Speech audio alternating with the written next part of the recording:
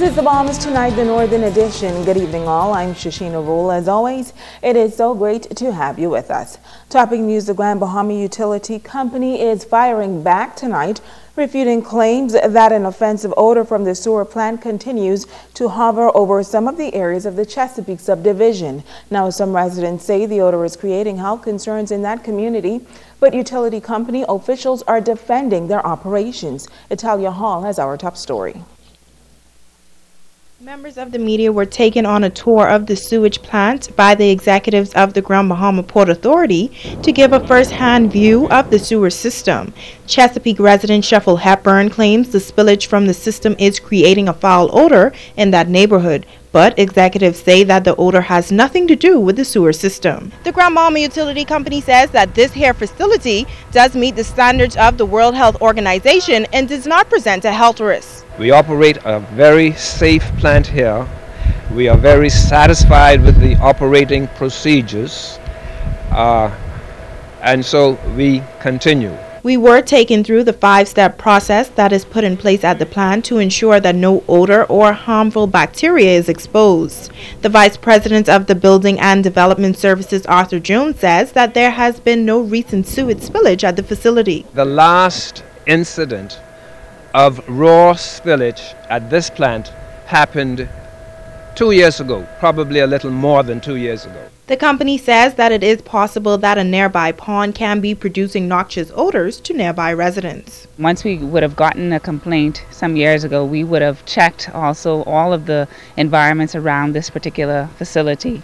The pond was tested. We had invited Department of Environmental Health, their public analyst lab, to test. There was found to be high sulfur content in that pond. And this is a phenomenon that's very, common and frequent with ponds around the entire country. When there's anaerobic conditions, you would have the sulfur content release. Once it mixes with hydrogen, you have that hydrogen sulfide smell and rotten egg smell, as it's sometimes called. And so, obviously, we will continue to investigate. We will continue to monitor these situations as well. We would encourage residents in the area, whenever they smell an odor, smell the odor, come to the plant, see if you smell the same odor, and then go to the pond and see if you smell the same odor. That's going to help everybody. Italia Hall, 7S Network News. Thanks, Italia. Well, the health saga continuing today at the 8 Mile Rock High School as teachers contend that the promises made to them Monday afternoon were not met. Megan Shepard has the latest. School was dismissed at 2 p.m. Tuesday afternoon after teachers at 8 Mile Rock High School say they would not subject themselves nor their students to possible exposure to mold in the classrooms. Science teacher Andrea McSweeney says some teachers are already experiencing adverse health symptoms and enough is enough. Today, we're not going into those rooms. Actually, this entire block, the entire science block, has been off limits, and so no one is teaching in that block at all. And so other teachers have joined in, those that are affected and those are not affected. Many teachers have health issues. Yesterday we had 2 teachers that were transferred as a result of health issues. And so other teachers that may not be suffering are standing with us before they have to go through what others of us have been going through. Yesterday, the Minister for Grand Bahama, along with education officials, met with the staff to address conditions at the school. We were told that our rooms would have been cleaned today. We were told that we would go back into those rooms after they've been cleaned. So far, no one has come to campus to clean those rooms. And so there are some teachers that are saying, I'm not willing and I'm not prepared to go into my room to teach or any other room because they're all dirty. And if one or an entire block has mold, who's to say that there isn't mold in the rest of the school? And so for safety issues, not only for teachers as well as students, because I think students are going to be even more exposed to mold because they move from room to room. Parent and community activist Troy Garvey says in 2008, his son fellowed at the school due to mold-related issues, and he now has another son in the 12th grade at the school. He says this issue must be resolved once and for all. So respiratory effects is from mold, pigeon droppings. You have the gymnasium.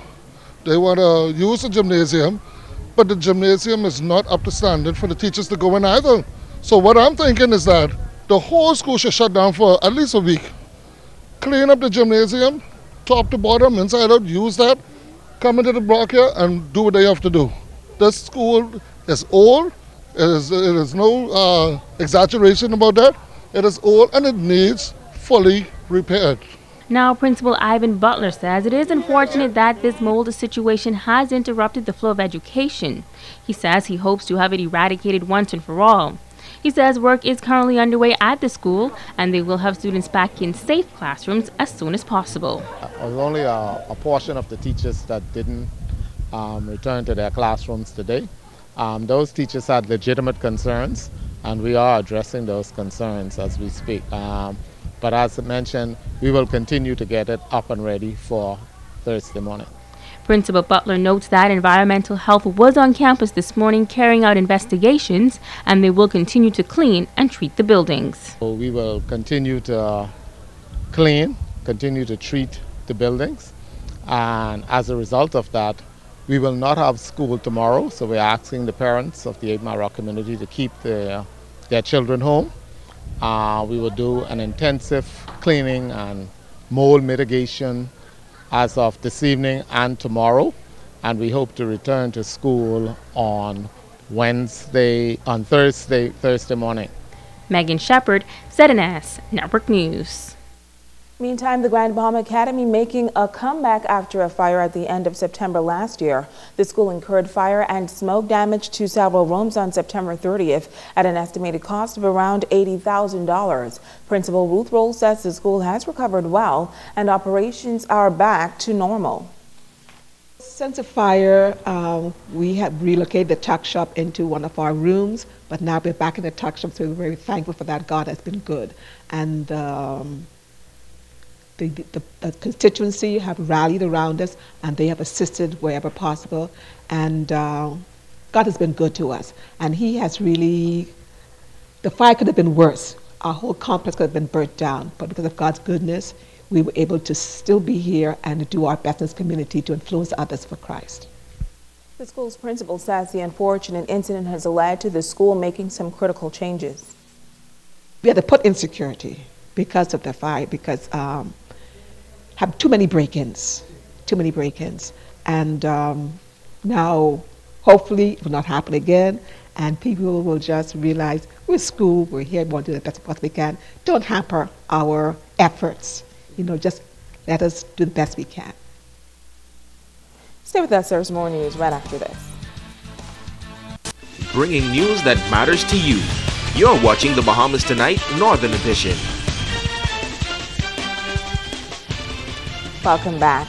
The overall wellness of an individual is said to be key to leading a productive life, but there are various physical conditions that are said to be plaguing an increased number of Bahamians. One of them is related to the spinal cord. Joan Davis-Roll has this story. Its function is vital to the overall body, and without the spinal cord, basic body activities would be virtually impossible. A slip disc is said to be one of the most common back conditions among adults. Experts say it can be triggered by a traumatic experience or a simple sneeze. The internal pressure when you sneeze, because everything's held in through your mouth and your nose, and if you have a weak spot around the disc, the internal pressure will push against it so hard that it'll actually force the disc to move out, bulge out in that area. According to local chiropractor Michael Hendley, when a person comes in with any back-related ailment, a full assessment is needed. Well, the first thing you have to do is you have to do a proper consultation and examination. You have to do a history, past histories, traumas, anything that's related to their lives, and then a physical examination to determine if it is a slip disc. If it's a severe case, oftentimes you'd have to refer out to an orthopedic surgeon. The treatment Hendley says can vary. And the treatments that I would be involved with are, I have electrical stim machines, ultrasound machines, massagers, traction table, which helps to sort of pull the spine a little bit to open up the disc spaces.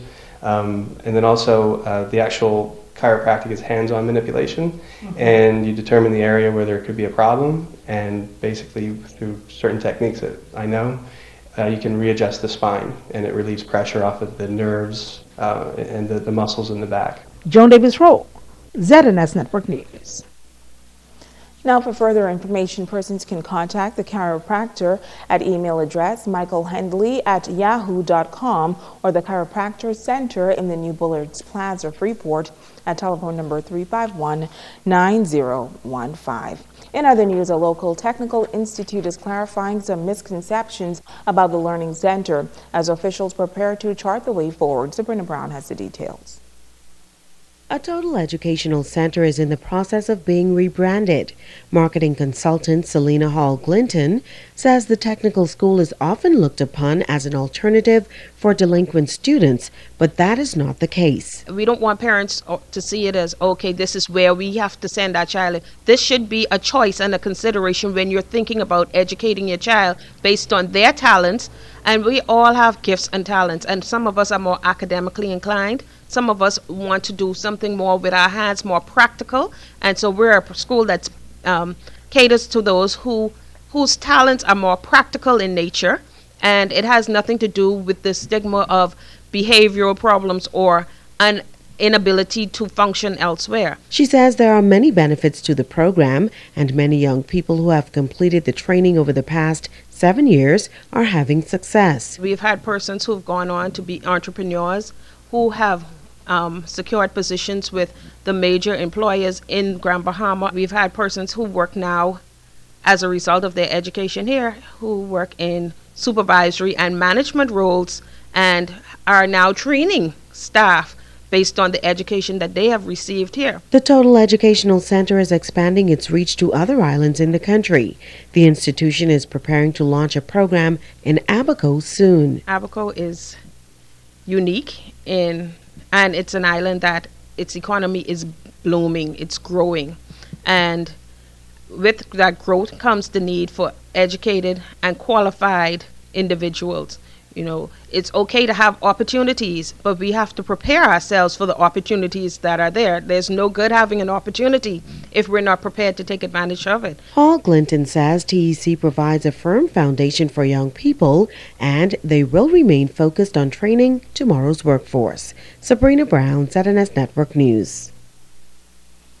Thanks, Sabrina. A leading government youth program about to turn another chapter as officials prepare to launch a new cycle and empower a new group of Bahamians. Here's Joan Davis-Roll with this report. We're here to begin the launch of our Fresh Start program. It is a program which is considered the pride and joy of the Ministry of Youth. For many years, the government's Fresh Start initiative has provided hundreds of young Bahamians with just that, a fresh start. A plethora of opportunities are afforded participants from welding to hospitality and cosmetology. On Thursday, the selection process began for the next cycle of the Fresh Start program here on Grand Bahama. Director of Youth K. Darren Turnquest says over $100,000 has been allocated for this premier initiative. But I'd say it's probably well over $1,000 per young person that goes into the technical training and goes into some of the soft skills. As relates to the human resource investment, if I were to calculate that, the IDB was meeting with us the other day and said, Director, have you calculated the human resource investment as well as the investment that the government is making, financially? When we put all of that calculate all of that, I think one of my officers came up with a total of something like $2,500 per person. Over 100 young persons will be interviewed, and out of that number, about 60 will be selected. Turnquest says the program's catchword is empowerment. It's really a job readiness, skills training, and employment program that prepares young people to give them really a fresh start. We have a lot of applicants. I think right now in Grand Bahama we have probably 180 young people that have really put their applications forward, and we look at those applications to see those individuals who truly need a fresh start, the individuals who might not have finished high school, might have started a technical program, not finished that technical program because of financial reasons, who never had a job at all and just have absolutely no skills, to an individual that have some level of skill but really have not been able to have that push to move forward and take it to the next level. Riding on a wave of success, the director notes that he is excited about the positive impact of the program as it continues to evolve. What Fresh Start seeks to do in the first 2 weeks is really instill the the opportunity for our young people to dream again, and to understand that if we provide them with the access and opportunity as a ministry, that we could set them ablaze to do some amazing things. This program here in Grand Bahama has already done some amazing things. We've had some great success. My officer, Carla Brown Roker, was telling me on my commute here to do the interviews today that one of our previous Fresh Start participants showed up at the office yesterday dressed in a Bank of the Bahamas uniform because he left Fresh Start, left the office procedures training component, left that particular skill set, and now he is an employee at the Bank of the Bahamas, wearing a uniform, proudly employed, and just came back to the office to say thank you. Those are the heartwarming moments that we have in this program. Joan Davis Roll, ZNS Network News. Well, this Saturday, pint-sized Junkanures will take control of Pinehurst Way. 26 groups are on the lineup for the Junior Junkanoo Parade. Sunland Baptist Academy is entering just to have fun. Kimberly Mullings has the story.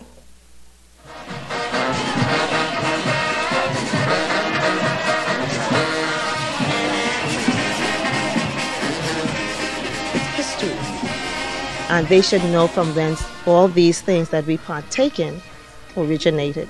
Lavender Roberts, third grade teacher at Sunland Baptist Academy and junior Junkanoo coordinator, says Junkanoo is a part of what makes a Bahamian a Bahamian. This year, the students at Sunland are coming out with the theme of celebrating life, Bahamian life at that. We all globally are going through a very difficult time in the economy, whether it's financial or finding a job or whatever. But besides all of that, there's so much to thank God for. Especially in the Bahamas, we are gifted. Focused on the Bahamas, the colors will be that of our flag. The school is participating in the all-age section and plans to hit the road having as much fun as possible. It's not always about competing. Despite the challenges, we are okay. Our children are smiling. They are happy. And doing Junkanoo right now, you should see the children are now coming running. Miss Robinson, could you join Junkanoo, please? Come on. Whether it's your jeans and t-shirt, I don't care. Come out, let's celebrate what God has blessed us with, this beautiful Bahama land. Roberts is asking for the support of the community. She says it's the only way to encourage our youth to keep participating in the cultural parade. If there aren't any spectators on the bleachers, what is the parade for? Who is it for? Although we can have fun, but that's what's important. Not the competition, but we need the parents, the grandparents, aunts, uncles, the community at large, our tourists. Come out and see and cheer us on. The Stingers aren't new to Junior Junkanoo. This is something that they plan to continue for a while. This is Sunland's 31st year. We started it, and we'll go until. Kimberly Mullings, ZNS Network News. Stay with us. Ricardo Lightborn has a check on sports when we return.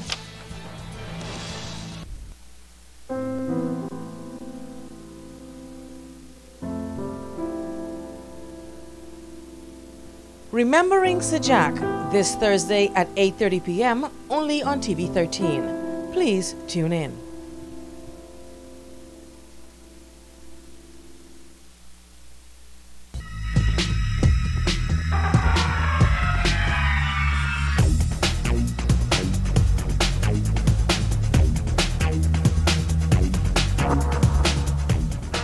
Everybody, and welcome to Sports on Ricardo Lightborn. This one tonight is dedicated to Kenyan Knights coach Frederick Bastian, who's at the Ram Memorial Hospital in need of blood. Track athletes, coaches, fans, this time you need to get the baton and help out Coach Bastian. He needs your help.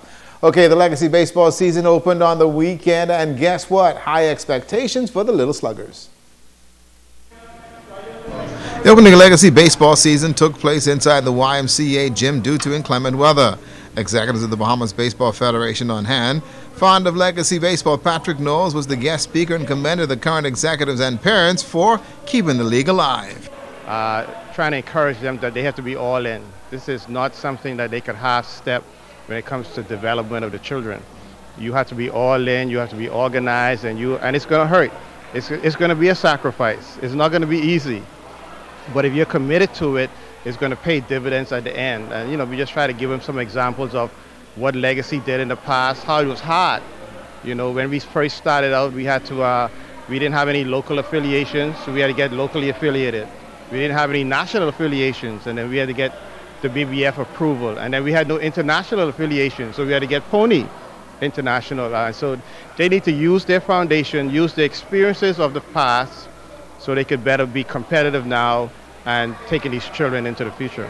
President of Bahamas Baseball Federation Craig Kemp in town for the opening and pleased with Legacy's program and encouraged the parents to stay the course.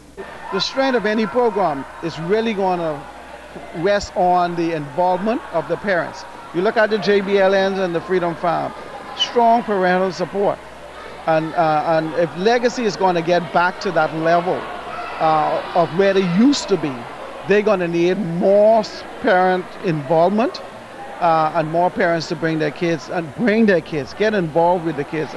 Legacy League executives are ready to play ball. Sean Russell says there's a need for assistance and registration is ongoing. Registration process is 24 hours a day and need for volunteers and coaches all the time.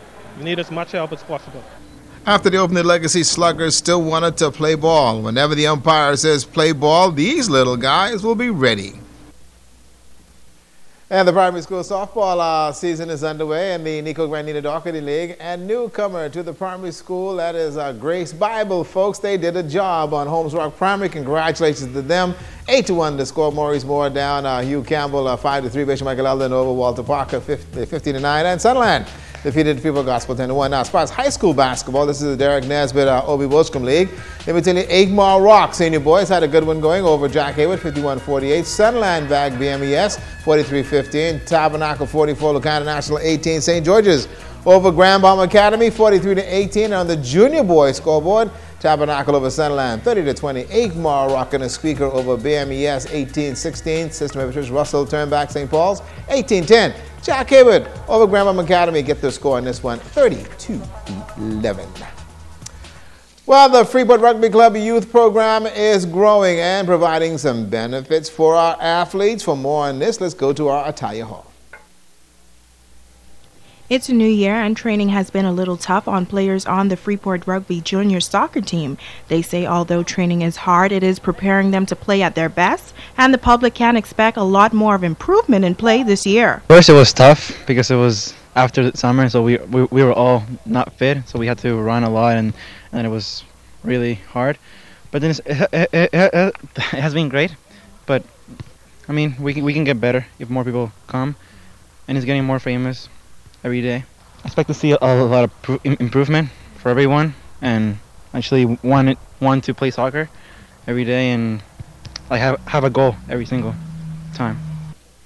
The team is encouraging young persons to come out and get involved in the program. Player Judah Brown explains his view on why being a part of the team is a great opportunity for others. There's always room for improvement, so I just plan to critique my skills throughout the year. Training was intense, but you know, soccer is a fun sport, so it's a mixture of fun and seriousness. Soccer is the most well-known sport, and it's easier to get a scholarship because it's not a lot of plays. It ain't clustered with a bunch of plays, and basketball and running and all those other sports. The competition's stiff, so you come out to soccer, have fun can turn into love, and then get a scholarship.